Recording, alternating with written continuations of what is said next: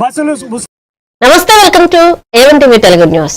విజయనగరం జిల్లా రాజంపట్టణంలో ఆటో కార్మికులు నిరసన ర్యాలీ చేపట్టారు. మహిళలకు ఉచిత బస్సు సౌకర్య కారణంగా తాము ఇబ్బందులు పడుతున్నామని తెలియజేశారు. వారు ప్రభుత్వానికి 10 డిమాండ్లతో వినతి పత్రం సమర్పించారు. వాటిలో థర్డ్ పార్టీ ఇన్సూరెన్స్ తగ్గింపు, పెట్రోల్ డీజిల్ ధరల తగ్గింపు, బిఎన్ఎస్ చట్టం సెక్షన్ రద్దు, ఆర్డీఓ ఛార్జీలు రద్దు, పీఎఫ్ ఈఎస్ఐ సమగ్ర చట్టం, ఆటో కార్మికులకు నెలవారీ ఆర్థిక సహాయం, మండల కేంద్రాల్లో రెస్ట్ షెల్టర్, అలాగే పర్మనెంట్ స్టాండ్లు ఏర్పాటు, వాహన మిత్రులకు 25,000 ఇవ్వడం వంటి అంశాలున్నాయి.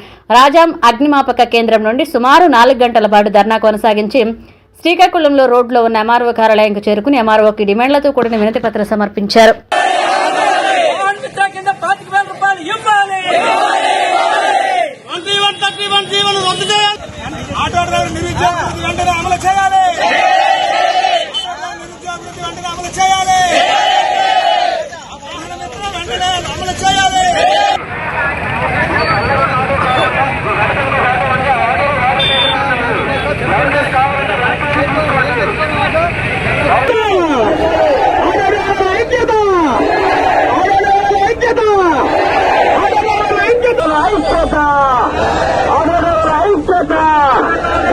ప్రతి ఒక్క కర్మ కూడా వినిపించాలి.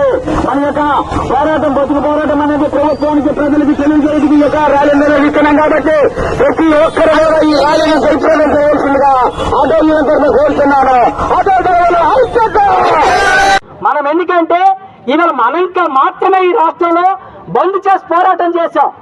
మీరు ఎక్కడైనా ఈ రాష్ట్రంలో కనుక్కోండి, ఎవరైనా ఆటోలు ఆపేసి పోరాటం చేస్తే మీకు నచ్చిన పనికి మనం ఒప్పుకుంటాం. ఎక్కడ చేయలే. మీరు చేశారు, మీరు గొప్పలు.